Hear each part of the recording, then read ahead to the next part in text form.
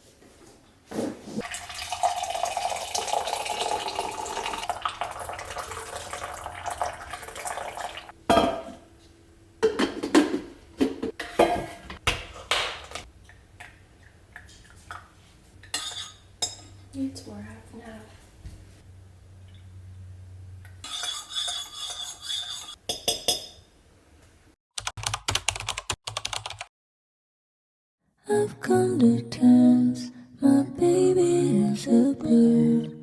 When you're in the sky, I'm hoping you'll return. What can I say?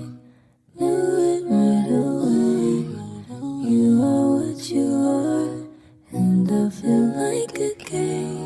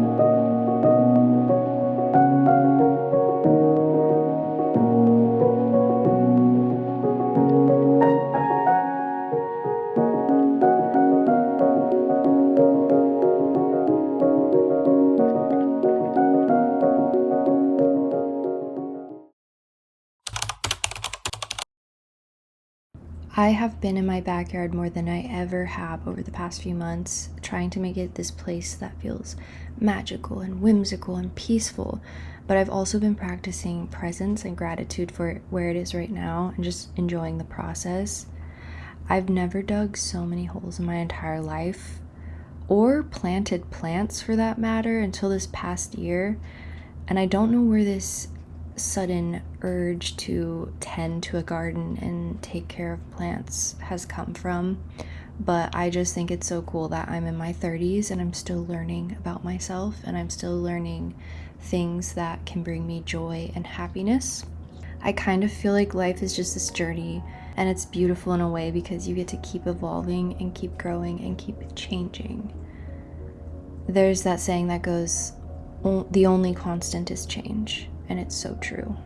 I'm very fortunate to have my mom to help me with this new interest of mine.